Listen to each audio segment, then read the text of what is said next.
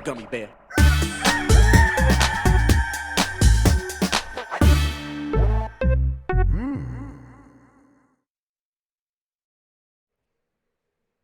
It's the internet, you're busy, let's do this for September 21st, 2022. For the next hour or so, let me help you sort through the world of gaming on Game Mess Mornings Live with me, Jeff Grubb.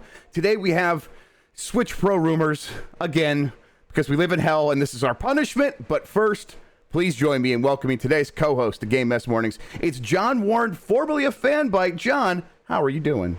Hey, you know what? I'm doing pretty good. I just had my coffee and I can kind of feel it kicking in, and there's a lot of news to discuss. And let's get messy about it. Yeah, well, let's do the thing. So, you were on the Bombcast yesterday. I was. We caught up with some news. Then, have you been paying attention to game news since being unceremoniously dismissed by a major corporation who said no more game news for you? I think for the first day or so, I was like, I'm done. Like, I don't have to do this for a living anymore, and I'm gonna take that exit and just get off the highway. But then we all started a Discord together, and then it snowballed. Someone shared a piece of news, like we were in our Slack news channel, but like before, and now we've started to just kind of do what we were doing at work, but just for ourselves. So yeah, I'm still paying attention to it. I can't help it. I mean, it's like, I like to be part of the conversation. I like to talk about this stuff. There's a lot to talk about this week. So, still feels good. It feels good to not be, it feels good to be locked in. I think yesterday, 3 hours on a Bombcast, y'all were like vocally worried about us being on a show for 3 hours, honestly, because I wasn't having to check work Slack or like worry about anything. Honestly, I was like, man, I'm locked in. We could go another 3. So. Yeah. There's a lot to do, a lot to discuss, and I'm still paying attention. It's a lot of game news. It feels like what happened here, and this might be related to all these corporations freaking out and jumping the gun on stuff. Right. Earlier in the year, people were paying attention to a lot of games, and then the pandemic started to lighten up and lessen the effect it was having on people's lives, at least. Right. And game news and interesting games just got dialed down a little bit for a lot of people. Yeah. And that was hitting traffic. And I see it in my podcast numbers for the podcasts I do. People were tuning out. It's really about to change. It feels like God of War is going to be coming, and we're going to start talking about stuff like a Nintendo Switch follow-up, and those numbers are probably going to start shooting right back up. I've already started to see that myself. So it's just, I think these corporations see the numbers go down, and they can't see anything other than, well, it's always going to go down. Nothing's ever going to be better again. They panic, and they do the opposite too. So we had 2020 roll around. Right. Advertising spending cratered the month that COVID really when the NBA canceled their season. When Rudy Gobert touched all those microphones and everyone was like, what's happening? And they canceled the season. Really, it was that week that we could see the advertising spending crater on our end. And so everyone panicked, but then something wild happened. 2 things happened. Animal Crossing came out, and at the perfect time in the pandemic, and everyone who wanted Animal Crossing, which was a boatload of people, were of course glued to that, but also a ton of people who had not picked up a video game in forever were at home. And so we had like a year of like record traffic, of record revenues.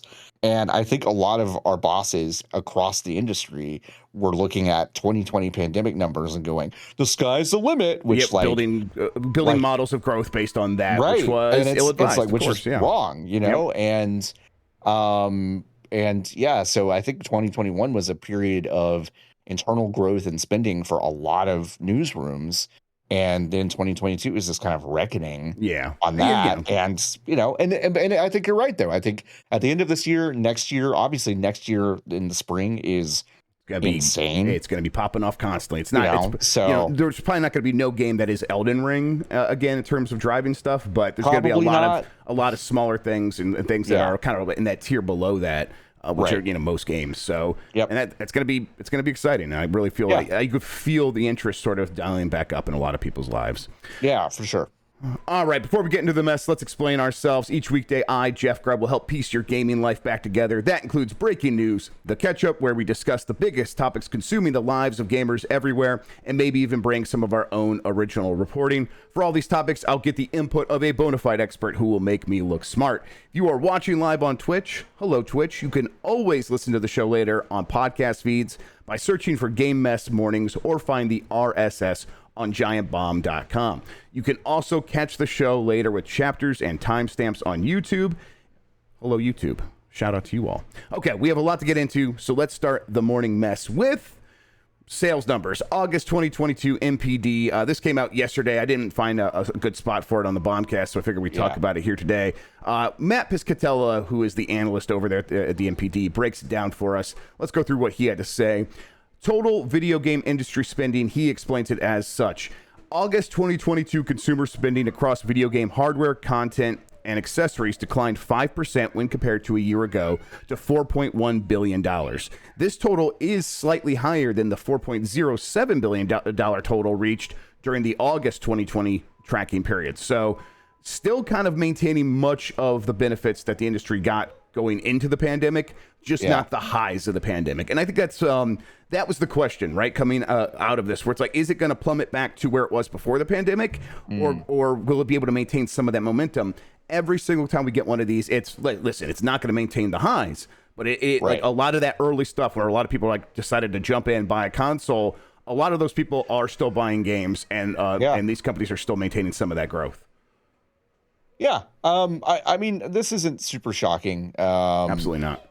So, yeah, I mean, I think like a little bit of a decline makes sense. But I think we haven't seen the plummet that some people were worried about. So absolutely. Year-to-date spending through August 2022 totaled $34.6 billion, a 9% drop when compared to the same period through 2021, but 3% higher than the $33.5 billion achieved during the 2020 comparable period. And that's the pandemic started in March of that year, and people like you said, Animal Crossing came out right around that time, and then it just shot up, and so sales went crazy through the rest of that year. So 3% kind of basically flat compared to that 2020 early pandemic spending, which he doesn't explain it here, but all of that much higher than 2019, the year prior to the pandemic. So yes, again, maintaining a lot of that growth that they got during those early months.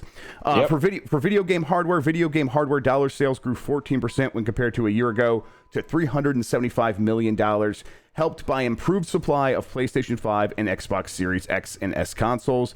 Year-to-date hardware spending declined 4% to $2.9 billion. So this has been sort of going back and forth, right? Where at this point in the generation, you would expect every month for hardware sales to be up. It hasn't been, almost exclusively due to a dip in supply, the trouble in the supply chain. Hardware sales growing 14%. That's real good news that things are kind of getting back to normal with supply to a certain extent, where you can probably, if you really want to find these consoles, you probably can, right? Yeah. I think it's been, it feels like it's been a little while since a friend of mine has panicked about not being able to find a console. So, I mean, and that's a little anecdotal, but like the supply stuff does seem to be improving. I'm seeing these consoles at stores in Fayetteville, Arkansas. So like this is not a huge supply issue, it feels like, anymore, which is good news. PlayStation 5 was August's best-selling hardware platform in both unit and dollar sales. Switch has sold the highest number of units in 2022 thus far, while PlayStation 5 led the market in dollar sales. And to this point, as was noted in July, both PlayStation 5 and Xbox Series X and S again experienced double-digit percentage growth during the month when compared to a year ago. So you could find these consoles are selling better because they're more available. Again, that just like proves that point. Economics, baby. Yes. For premium game tracked dollar sales, which is like new games being sold physically, and some are tracked digitally, although this doesn't include like DLC or anything like that. Madden NFL 22 debuted as the best-selling game of August, while also ranking 5th among the best-selling games of 2022 so far. This is the 23rd consecutive year that a Madden NFL franchise release was the best-selling title of its launch month. Marvel's Spider-Man jumped to 3rd on the best-selling titles chart for August, up from 84th in July. Marvel's Spider-Man was the month's bestseller across tracked Steam titles. So, of course, it launched on Steam, and that really shot it back up. I mean, obviously, that's why Sony's in doing this whole thing, right? They're going to get these big bumps in sales numbers. They're double dipping. I mean, that's a smart strategy. Get the conversation going again and get those sales numbers up. Makes sense. Horizon 2 Forbidden West, that's how he writes it here. Horizon Forbidden West ranked as the 12th best-selling game of August, was the 12th best-selling game of August, driven partially by a price promotion. The title ranked 28th overall on July's chart. Horizon Forbidden West currently stands as the 4th best-selling game of 2022. You wonder you know that Sony wants to be in that world where Nintendo is, where they never have to really put their games on sale. And you got the sense early on that they were going to be trying that more and more this generation. I wonder if Horizon Forbidden West is a sign that's like, listen, we want to do that, but also we want to make sure that we're maximizing our potential for revenue from these games. So we are probably going to have to drop the price here and there for some of these games more frequently than Nintendo does, right? Yeah, there's this kind of like weird window right now too, where it feels like a Horizon Forbidden West would be a good thing to try to get back to the conversation. It's a couple months before God of War, and then it's absolutely going to disappear from the conversation for a long time. So like, this feels like the last kind of like, hey, we got to get it in there before God of War Ragnarok like completely dominates this discussion for the next 4 months, 4, 5, 6 months for Sony. My own personal leading indicator when it comes to the NPD, the thing I look at to see how people are feeling about spending money on video games is video game accessories. It's the equivalent of like, how many packages is FedEx shipping? Oh, it's way down. Oh my God, we're gonna have a recession. Well, spending on video game accessories declined 18% in August when compared to a year ago to $138 million. Drops in gamepad and headset spending drove the shortfall. Year-to-date video game accessory spending is down 14% compared to 2021 at $1.4 billion. Like, if you are looking to save money, if you are worried about like being able to afford to spend time with your hobby in the future, you are probably going to be spending less on accessories and headsets and you're skipping this stuff first. Yes, exactly. And like you are spending less time playing online multiplayer games with friends because they are busier and they're worried about other stuff, so they don't have time for these games anymore. So you're like, I don't need to get that new headset that I was going to get. Reading a lot into these numbers, but I think that when that accessory number was consistently growing like 10% month after month throughout the pandemic, it was very easy to correlate with everything that was happening. So on this flip side, I think we're seeing the same sort of thing, just reversed. I think that it's a great metric, I think, honestly, to look at that, because you're exactly right. It's just basic psychology of, if you want to have the bare minimum to play something, you're not going to be spending extra money on new DualSense controllers or custom Xbox controllers or headsets or whatever. So the PS5 DualSense wireless controller Midnight Black repeated as August's best-selling accessory. August's best-selling accessory. I can't say that. The Xbox Elite Series 2 wireless controller remains the best-selling accessory of the year. So there you go. Controller. Definitely. They need to work on the survivability of the rubber around the handles that always falls off for people. Yeah. I have the full list of the top 20 best-selling games according to the NPD in the United States for the month of August. Does anything pop out to you? There's one game I would want to discuss, but other than that, is there anything that pops out to you? Well, I mean, I just as a really quick note, I do think it's funny how Madden NFL games always get kind of looped into this discussion of like, they're getting worse, they're not very good, they're blah blah blah blah. Whatever. EA is not incentivized by any of that talk because this game sells like crazy every single year. So it's like I still love being part of that conversation and complaining about football games. It's my favorite pastime.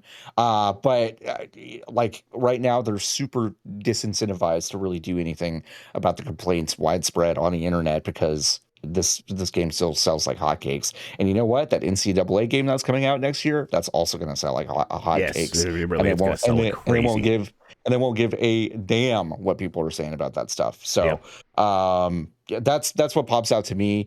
I mean, I don't know, a few of these. I mean, Kirby, hell yeah, you're still on the list, baby. Right. But I think Kirby is experiencing the Switch effect, and it has stronger legs than I was expecting it to have. And I think that's like, it's a big 3D Kirby, and just like Mario Odyssey was like one of the first 3D Mario games to have really, really good legs in terms of staying on the list for a very long time.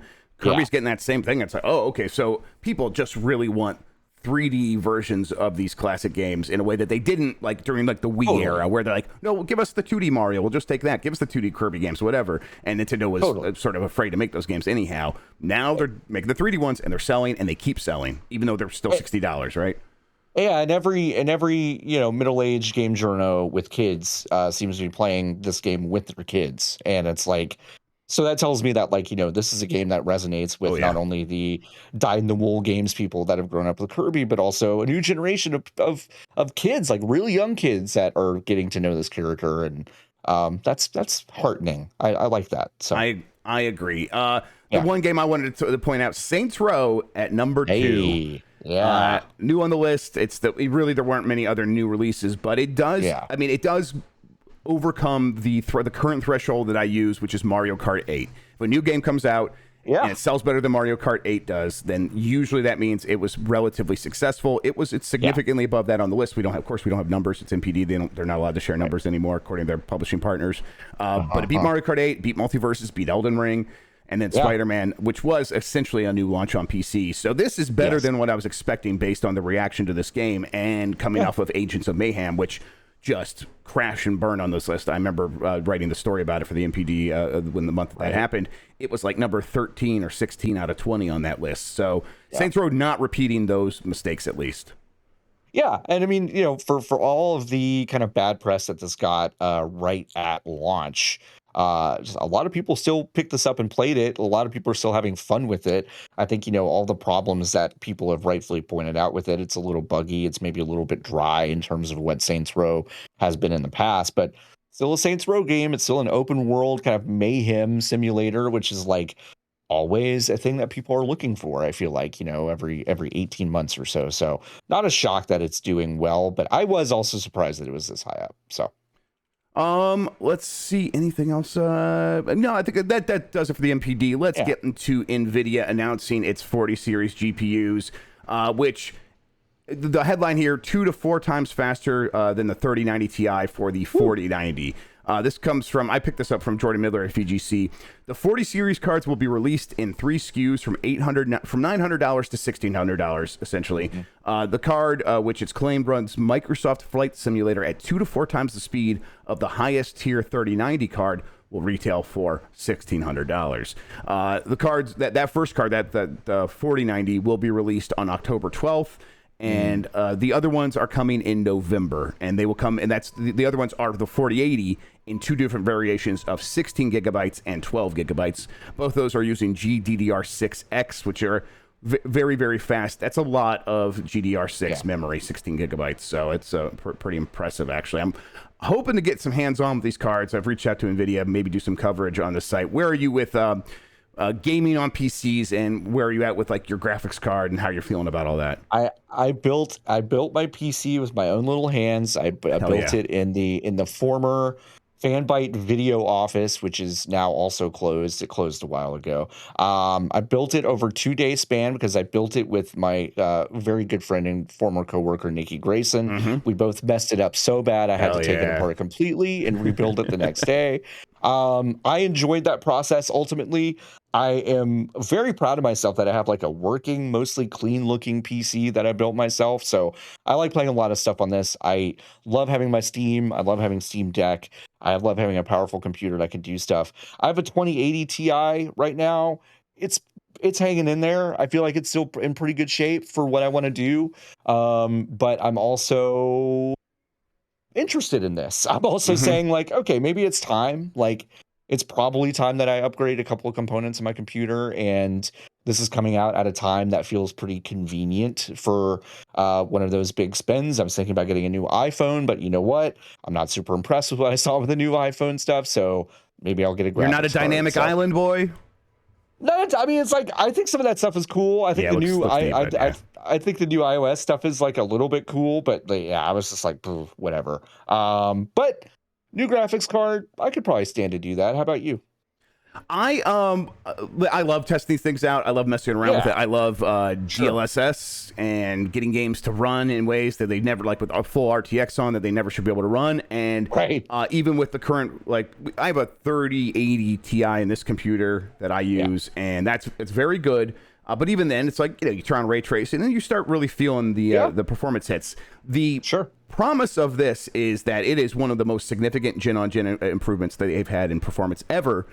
Thanks to the Ada Lovelace infrastructure they're using, the tech, the RTX tech that underlies the whole thing. And then on top of that, they're baller software teams, which NVIDIA really is just this massive software company that happens to make hardware.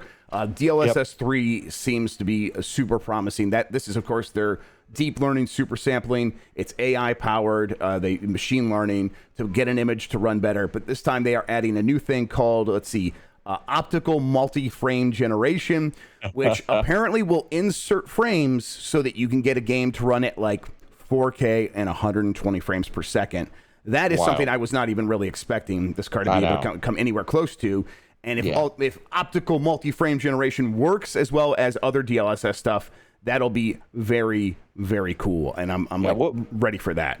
We'll make the frames for you. Don't even worry about it. Exactly. It's fine. But that sounds so scary, right? Because it's like there's a lot of stuff that does that really can mess up a video game image, introduce lag. But Nvidia understands all that stuff. So the hope is going to be that they have accounted for all those potential issues and they actually won't be issues. We don't know. So I'm not optimistic and I'm not pessimistic about this tech. I just want to go hands-on with it and test it out for myself to see how I'm feeling about it. And if this works the way it does, as they're claiming, for one thing, they are promising like 4x improvements in some how fast some games run, even with RTX turned on and all that stuff. That's wild. But also, it really puts a significant gap between them and what AMD is doing with FSR, which is something like this open tech you could put on anything. NVIDIA has something equivalent to that, but FSR is getting put into everything, and that's nice, but it might be okay. You kind of have to get an NVIDIA card because DLSS 3 is just setting itself so far apart. But we'll see. And again, I'm hoping to go hands-on myself, and we'll find out. In addition to all this, they've also talked about like opening up DLSS to more like games, and one example they showed of that is they have a version of Portal that people can just apply RTX tech to all on their own, and they're saying, hey, even though these games weren't made for RTX, we are going to interpolate the textures of these older games and enable you to put ray tracing features on top of that, and then maybe implement DLSS to make sure that they run really well.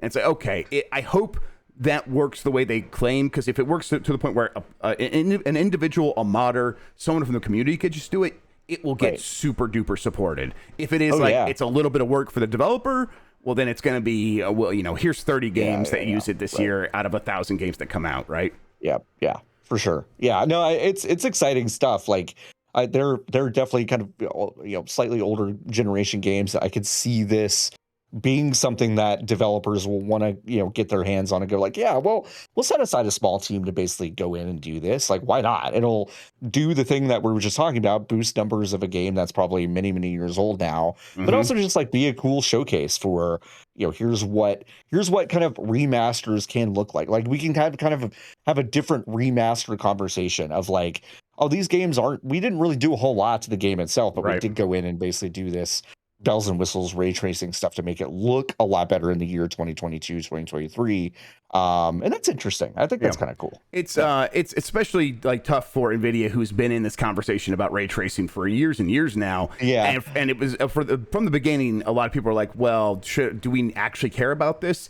And I think they've mostly been losing that argument over at Nvidia, where for the most part, people are like, no, I don't think we do care. And even when it does show up in games, reflections are cool, but turns out developers spent many years figuring out how to do great baked lighting and great reflection effects even without ray tracing being in there. So what does ray tracing really do? It makes it easier for developers to accomplish those things in new games, and that has its value. But a lot of people are going to be like, listen, it doesn't look that much better to me. So the things we're waiting on are global illumination. That's been in a few games, Metro. Or the Metro 3, whatever that game, I can't remember the name of the subtitle of that game, but like that had global illumination and that looked fantastic.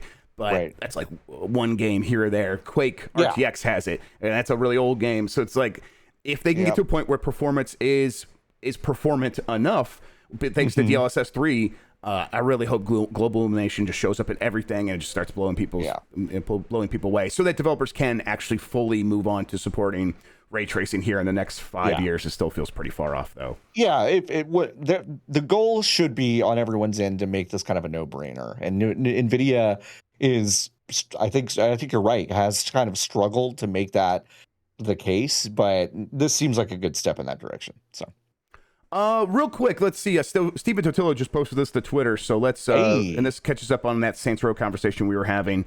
That game came out, got kind of nicked in the reviews, and yet still sold pretty well. This comes from Embracer CEO Lars Wingfors, who is talking to investors today. He basically said he was bullish on it pre-release. He wasn't thrilled, but believes the game will make money. Personally, I had hoped for a greater reception of the game. It's been a very polarized view. Do you buy that he was actually bullish on it and thought the game was super duper ready to launch?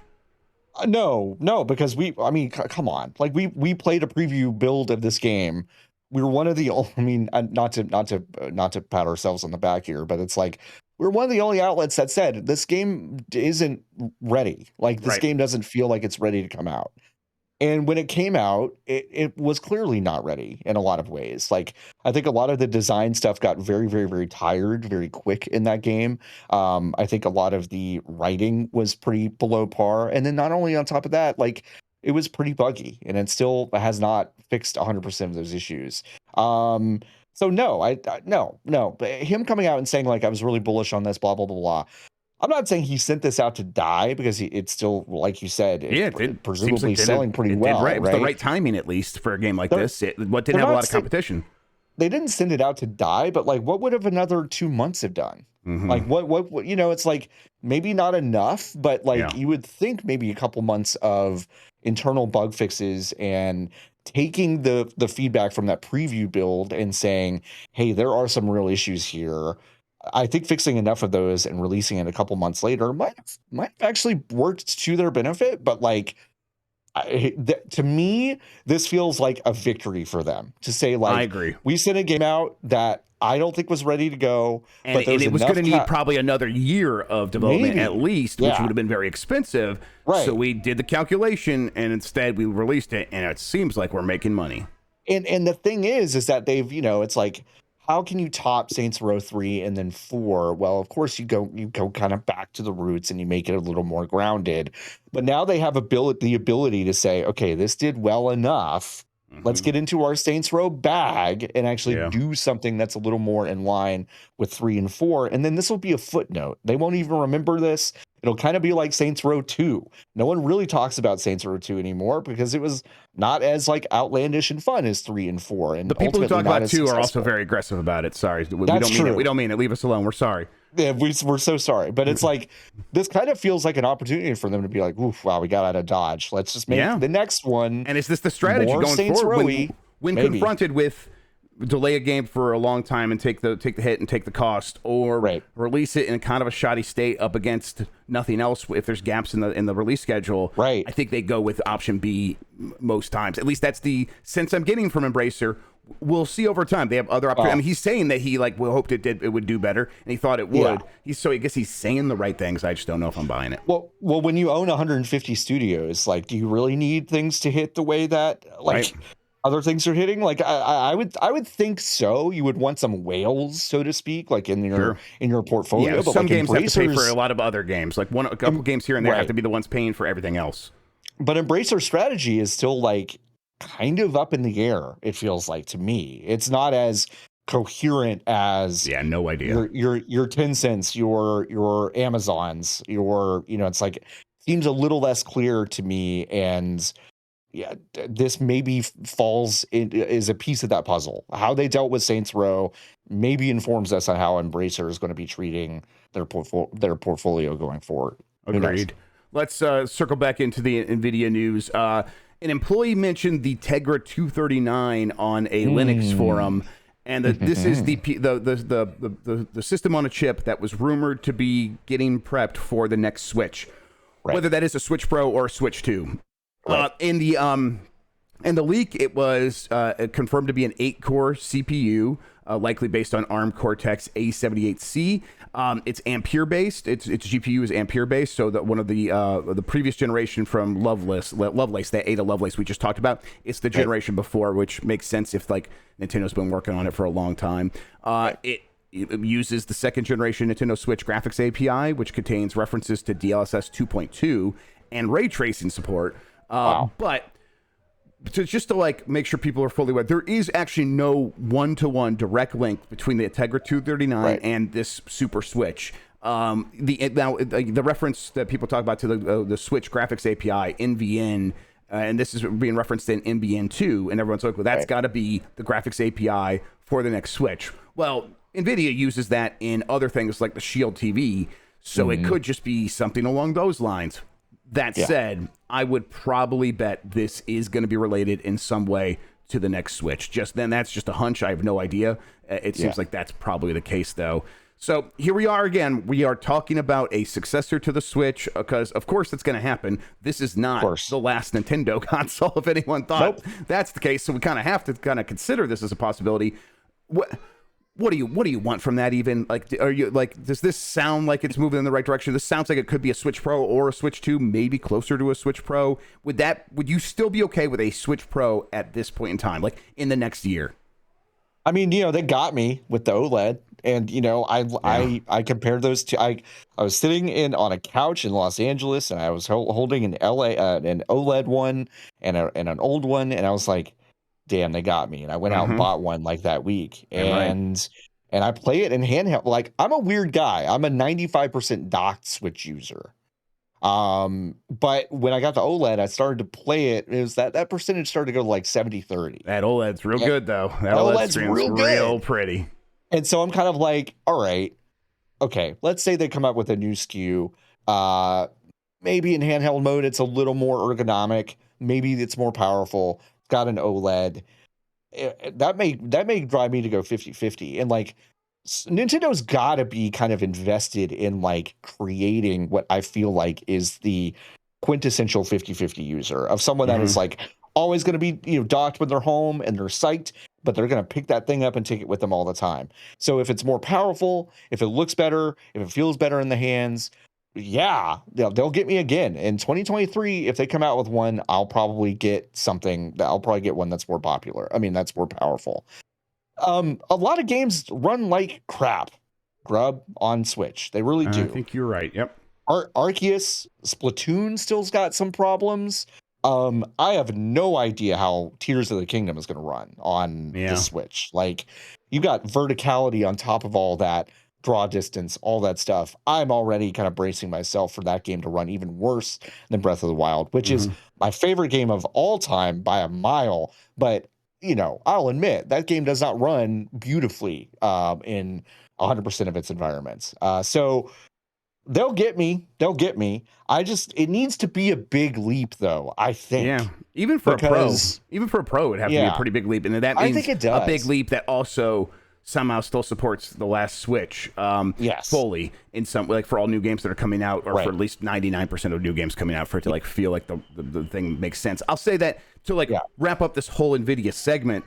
The reference to DLSS 2.2 is pretty encouraging. That's a very good thing for improving frame rates, and if they can do that on a Switch Pro, that'll go a long way toward improving things. I think a lot of games would almost certainly need updates to take advantage of this stuff. So it's not going to be like you're going to get a Switch Pro and suddenly everything is running better. But and it's like you say that, well, didn't you just talk about like they are with DLSS 3, they are figuring out ways to do that. They're letting users figure out ways to implement that on games on their own. So wouldn't that be possible for, just to build a wrapper that goes on every game? Well, DLSS 3 only seems to be running on the Ada Lovelace tech, and we just said this chip right here is using the previous Ampere, so we might not be in a situation where they have that exact tech available for the next Switch. We'll have to see. I just don't know how Nintendo does this transition to whatever they're going to do next. I think they are unsure, and that's why we keep. I think that's why we are in a situation where we hear one thing is happening and then it doesn't exactly go that way. I think Nintendo doesn't exactly know what it wants to do for its next Switch in a way that is exactly like they've done it before. I think it's going to be a little bit different. I don't envy them, honestly. Like, I mean, the Switch is, in my opinion, close to a perfect piece of hardware. It's one of my favorite consoles I've ever owned. And when something is that good and it kind of messes with your own idea of what a console generation looks like internally, I'm sure it's really difficult to figure out the sweet spot of like, when do we do the things that we normally do? When do we think about what's next? When do we pull the trigger on something in the market? And when do we start to tell our developing teams that like, hey, you got to start thinking about more powerful setups here? And it's hard when everything is still going the right way for Nintendo. It feels like it's really tough to make those choices. I know that sounds weird, but it's like, I think it is kind of tough to navigate that.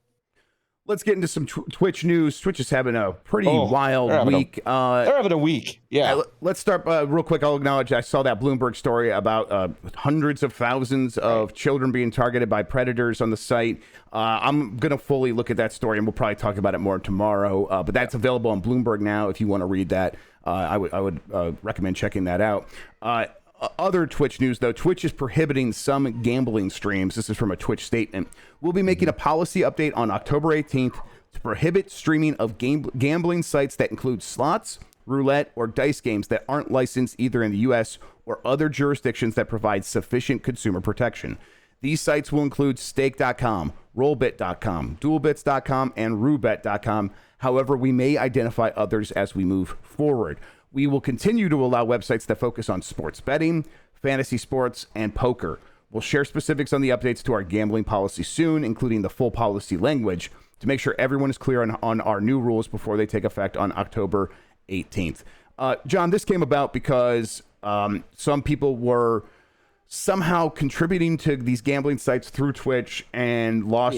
This group collectively lost up to $200,000. A lot of money. Yeah. This led to some major. We lost your camera, but we still have my camera. Still can hear you though, so we're gonna be good here. We're gonna keep rolling along. All right, one second. Pokimane and some other major personalities on Twitch were like saying we might stop streaming on Twitch if you don't prohibit unscrupulous gambling sites going forward. Right. Seems like that had an effect. At the end of the day, like, who is Twitch really going to side with here? It's going to be their bread and butter. And then they also get to keep like poker streams and things that you could effectively claim are more skill-based than something like a roulette wheel or a slot, right? Sure. I mean, listen, I'm kind of weird about this stuff because, like, obviously I think we're at a moment in gambling in the United States where sports betting is becoming more legalized, and I'm not really sure what kind of lines we're really drawing between these things. Like, it feels a little bit arbitrary. And you know what, like, I know it's not this isn't specifically about the gambling issue, but like, Twitch moved awfully fast on this. The streamers moved awfully fast to come together and say how upset they were about this, because some of them lost their shirts on some stuff. And it's like, where was this when they were having hate raids? Where was this when you know, we were seeing a lot of black streamers get just absolutely bombarded with hate raids? I don't understand how Twitch moves so slowly on stuff like that, and also with like very little intention, it feels like, and they move incredibly fast on this. And they also exclude things that we've just decided are fine, where there are other gambling things that we've just decided are not fine. I am not someone that is going to take a moral stance on gambling, because I think like some people can do it responsibly, and I think that's up to them. But I do think the way we market gambling is pervasive, and to just say, well, you can still do poker and sports betting and all this stuff, because the country has basically just decided that it's different from this other stuff, feels a little arbitrary, feels a little weird. I have some issues with it, but I don't know. How do you feel about it? And I've got my cam back. It's all right. There we go. So my general take here is that this is probably something where the argument between Twitch and the people that care about this issue has probably been going on for a long time. But then when these, like, the big name streamers started banding together and using their power as a collective to demand change, then it happened quickly. And it's you know, the other story here is, we should just bring it in right now. Twitch is shifting the revenue split with its partners in its favor back towards Twitch. So it's 70-30 for a very select group of partners. They said after you make $100,000 on that split, it will be 50-50 no matter what. And that's, you know, I think I get 50-50. I'm not a partner, but, you know, I know a lot of people who are partners have made similar deals like that. Too bad that is going away. You're 50-50 at a certain point. And you know, Twitch says they need to do this because the cost of hosting video is so expensive, and like this big bad company called Amazon is raising its prices or whatever, and so Twitch has got to pay up. And I mean, who's to know? Like, who would you even talk to that might own Amazon? And do you even have their number if you're Twitch? Probably not. Why not? Yeah, probably not. So they have to raise the price. And if you're a Twitch streamer, well, what are you going to do about it? Go stream somewhere else? Right. Yeah, you're going to go to beam.pro? Good luck with that. Right. Yeah. Well, there is something that these Twitch streamers could do. They could band together as a collective and bargain on each other's behalf. Yes, they could. And I think these two things happening so close to one another, if it's not ringing alarm bells in creators' ears, like this is what you could be doing. And no one's saying this is going to be the silver bullet, but it has power. And that's like those power dynamics could shift to the point where Twitch would not be able to like just unilaterally shift how much money you're going to make from your efforts. Do you think there's any chance of that? Do you think that we this gambling issue leads into the streamers realizing their power that they might have and are not tapping into? I feel like there's a better chance that Twitch tries to go out and find a better deal from someone that's not Amazon Web Services. Like I don't know how legal that is. I don't know what kind of contracts they've signed. I don't know if they have to have the exclusive right to that thing. But like I would think it's more likely that Twitch starts calling like other web service companies that do stuff like this to just see if they can get a better deal. Yeah, but I mean, like Amazon owns Twitch, so it's like why wouldn't they just? Why would like? They're not paying. They're not. They said like the. I know. Yeah, corporations, right? So yeah, it's like there really is no explanation except that like once you get to a certain size and you've got your hands in so many pies, you get just deranged money brain. You just your brain just gets all messed up and absolutely the wrong stuff. And you just start to do things like, well, I should take more money out of my left pocket to put it in my right one. Why? I don't know, but like, let's do it. And it just doesn't make a lot of sense. Amazon makes a lot of its money. Amazon Web Services makes most of its money by selling its services to thousands and thousands and thousands of other companies and doing better on those deals than they're probably doing margin wise on Twitch. So like to me, it's like Twitch is a loss. But it's also this kind of thing where it's like, just accept it's a loss. Hey, Bezos, you can fucking afford it. Like, it's like, it just seems like that seems like an obvious thing to do. Back to your question, does it make sense for these creators to get together and essentially unionize or form a collective and bargain collectively? Yes, it makes a lot of sense. Do I believe, based on the individual personalities of the loudest streamers, that this is a possibility? No, I don't. Yeah, I would be. I just don't. That would be a real nightmare to try to organize. I would bet. I bet no one. Not really a bunch wants of Marxists in that crew. I don't think. Like I just don't see it. Yeah, I just don't see it. I think it's like possible, but I think they would have to have some real organizational muscle behind them, and I don't know who's going to do that. So. People are pointing out that they would like it if Giant Bomb streamed on YouTube, and it's something I think I've been thinking about, at least for the podcast, because YouTube's really good for podcasts. Discovery is way better on YouTube for live shows. I mean, for live streams. It's so like when you go on there, people start liking it. It raises its profile when you're live. It really does work. So it's like maybe we would try that. But also, it's like we already have our own chat. And we have stuff happening on Twitch chat, and that's already split us up enough. So it's like, man, it's a headache already. So I don't know. Yeah. But that will be the poll question today about YouTube versus Twitch, everybody. So we'll get to that. CyberConnect2 CEO retracts negative take on subscriptions. In unrelated news, he has a game on Game Pass now. All right. In 2021, he wrote a blog about how games and subscriptions would never work together. He has updated that entry. As you could see above, I actually wrote an article about the future of the game subscription model in this issue of Weekly Shonen Matsuyama Yo, number 331, just about a year ago. To summarize that article, at that time, I expressed my own opinion that games and the subs model are extremely incompatible. As I wrote in my previous article, I still believe that I skipped ahead a little bit here. He says, as I wrote in my previous article, I still believe that the type of game software that can be played for a long time is not compatible with a subscription model, and that opinion has not changed. But in any case, I have found that I was wrong when I said that games and subs are extremely incompatible in general, and I respectfully retract my statement and apologize. Sorry, that was a lie. So I guess I bet that it's very easy to have like a certain perception on what a deal with like someone like Microsoft for Game Pass is. And then you have the conversation and you find out that they are probably much more flexible in making something that works for you. And you're like, okay, it wasn't as incompatible as I imagined in my head, right? Yeah. Yeah, I mean, I think like, if you're a dev and you see these subscription model stuff, you get an idea of what those deals and those conversations look like, and also what performance is for those games. And you Hmm. go, this is not compatible with how we make our money. And maybe you're right. Like you might actually be right. But I have to imagine that those conversations actually wind up being fairly different than most people Right. imagine.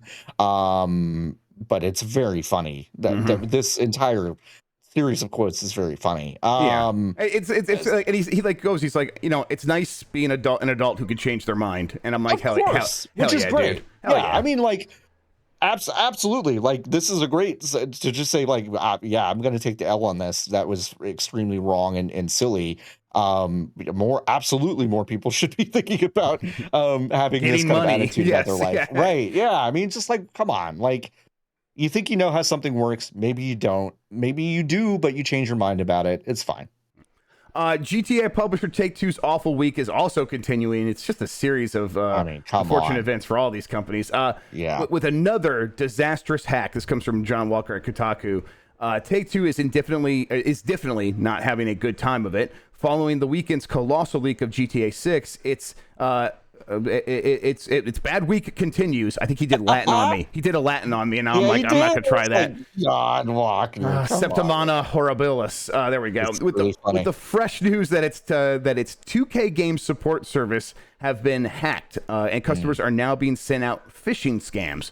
Posting to the Damn. official 2K support Twitter account, 2K explained that its help desk platform had been hacked, and the invader made off with a whole bunch of customer emails. It says it became aware that an unauthorized third party illegally accessed the credentials of one of our vendors to the help desk platform that 2K uses to provide support for our customers.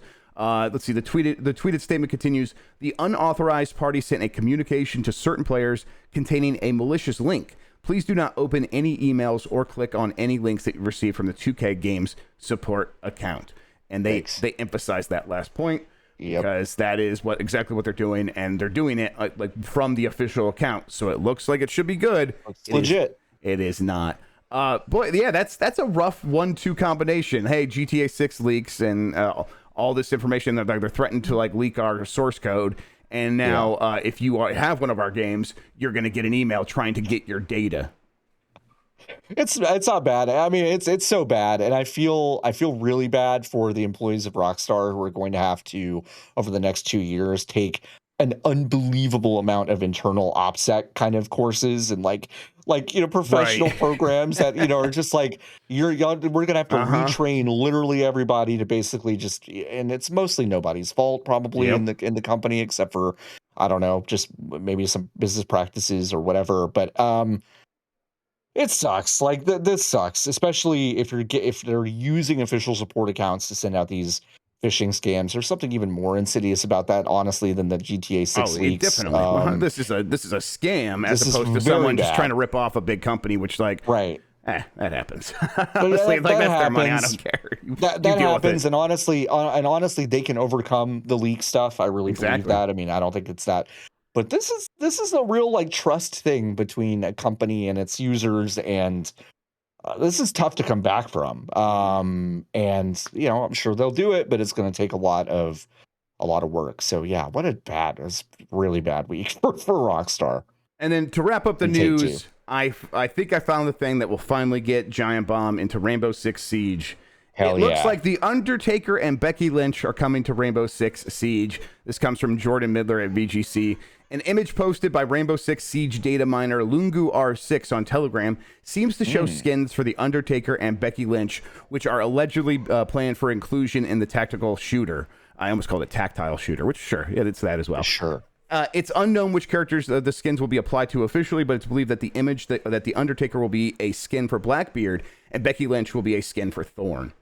Yeah. So you can see some of the stuff here, like it's should be coming soon. I think I'm going to play this because I haven't played Rainbow Six Siege in like a year or two, and this is a good enough reason to check back in on it. Why not? Undertaker looks real big and dumb in here, and I'm here for it. Looks real big and dumb. They did not, whatever happened with Becky Lynch, they did not get her in to scan her face. No, That's not Becky Lynch. I have no idea who that is. It's Baki Launch. It's Becky Lynch. Becky Lynch is here. She's the last kicker. TM. Undertaker looks like Undertaker, but you know what? Yeah, but that's all the makeup and the beard and the long hair and the hat. The beard. Yeah, he's got none of his tattoos, which is pretty interesting.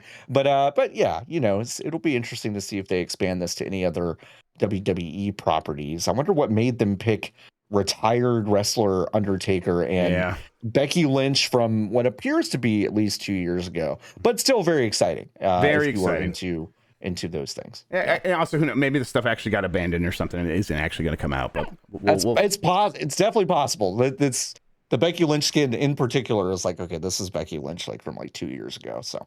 All right, let's get into the catch up. Real quick, I want to give people updates. September PlayStation Plus games are launching. These are the ones like Deathloop and Assassin's Creed Origins that we talked about before. PlayStation Plus premium games are available today. That's Siphon Filter 2, the Sly Collection, Sly Cooper, Thieves in Time, Bentley's Hack Pack, Toy Story 3, and Kingdom of Paradise.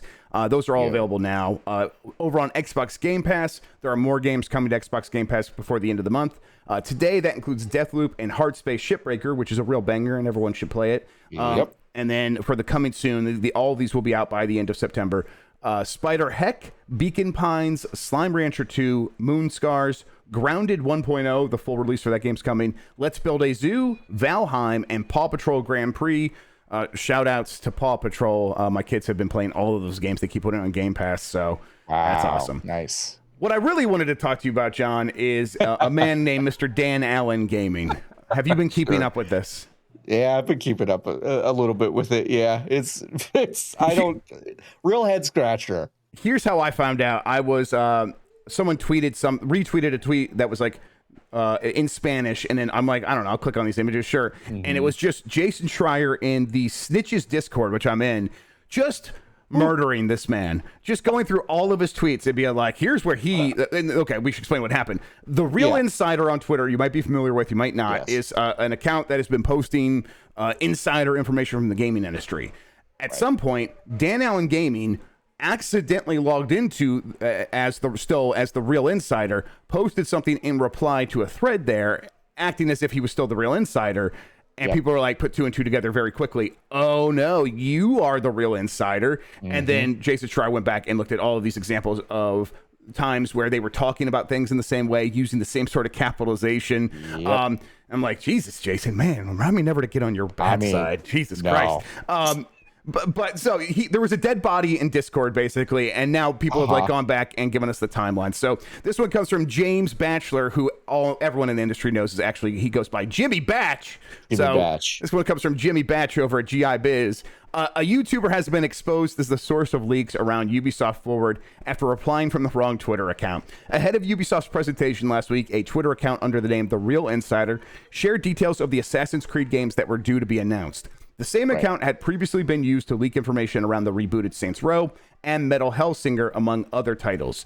However, the anonymity, I can never say this word, the anonymous status of the account's owner, Dan Allen, ended when he replied to the tweet at The Real Insider via his Dan Allen Gaming account, Eurogamer Reports. Allen had been briefed by Ubisoft on the Assassin's Creed announcement ahead of the Forward's presentation under the condition he adhered to the embargo. He then broke that embargo by anonymously sharing the details via his Real Insider account. All right, let's pause here. Embargo, you break an embargo, that's like breaking an agreement that you agree to. Potentially, maybe there could be legal action. Not typically, though. Not typically. It's kind of a handshake. It's a little bit of a handshake. It's saying, like, don't do this. There aren't lawyers actually involved with an embargo almost ever. And also it's like, a lot of times embargo gets accidentally breached by like, the big one for us was time zone scheduling in the CMS. Yep. Like you just kind of mindlessly go, okay, I'm going to set this up to go up. You forget kind of what time zone the CMS is in. You mix up the dates on the embargo. It goes up. So what are the ramifications if you break an embargo? And let's say you did it deliberately. What would the ramifications be? If the company is going to cut you off for further future access, they'll blacklist you. You might get put into what we call Nintendo jail, which is yes, and that's something they'll do that even if it was an accident. But whatever. It's actually not that big a deal legally. If he signed any NDAs for any of this stuff, which is possible, those are much more rare. It's possible. He really could be legally liable, and I would expect these companies to sue him and try to prove a point and stuff like that. So he's now out there apologizing. Let's see. He went on YouTube and did a video explaining why he did this, and he just said, I was getting a lot of clout, and that was fun. People were talking about stuff, and that was nice. It didn't seem like he was making money from the Real Insider Twitter account, which of course, how would he? So I guess how would he, but also like, come on, dude, all this for clout? Like, I want people to know when I do things. Pockets, bud. When I do things, I want people to know I'm doing it to get paid. My time is worth something to me. It really is. And I don't think that's a weird thing. And when people come like, hey, you monetized this I'm sorry video on your YouTube account, I'm like, fuck yeah, I did. My time's worth something. I mean, listen, you don't have to watch it. I got you. I will give you your money back that you paid to watch it. Agreed? All right. Like that's you could trace everything I do back to I'm trying to get money to like pay for my house and stuff like that. So when someone does something like this and it is just for attention and not even to them, I am a little bit confused about how this got to this point, right? Yeah. You got a lot of clout, but no one knew who you actually were. And then now that they know who you actually are, your clout's gone. I mean, on your insider account and your actual professional account. So I don't know. I mean, I kind of feel bad, I guess, for whatever circumstances are happening. It seems like this is like it was a compulsion almost, right? And then all of a sudden, the Terminator, Jason Schreier, came for your ass, and it was just like, oh my God, have you seen this boy? And I'm like, run away. And he came and just murdered him. It's tough. Yeah. All right. Don't get on Jason's bad side, I'm telling you. That's fucking A. All right, let's transition over here to the poll. Are you more or less excited for Grand Theft Auto 6 following the leak? We asked this on Monday. 81.3% said more, and 18.7% said less. A lot of people in the replies were like, I am the same. This doesn't affect anything. And so you were heard. Know that you were heard. How are you feeling coming out of the leaks, just in regards to your anticipation for Grand Theft Auto 6? It's mixed, right? Because like I know it's old. Like that's an old build, what we just saw. So it's not super indicative of much. You can sure drive around and shoot stuff like you could in these other ones. We discussed a little bit how it looks like they're integrating elements of, in my opinion, better games that Rockstar's made into the GTA environment, right? So you have better interactions between you and NPCs like you had in Red Dead Redemption 2. I really liked that aspect of that game. That game felt very lived in because you could go up to almost anybody and have an interaction that felt a little organic, right? It didn't fully click for me, but like that was the most it was the most promising aspect of Red Dead Redemption for me, and I'm like, man, if they do this again, I'm really hopeful they'll get it right. But yes, I'm right there with you. And if we're talking about a 3-year-old build or something like that with this stuff in it where it was, you have to imagine it has evolved into something that's more impressive up to this point. So in a sense, I'm very, I'm intrigued.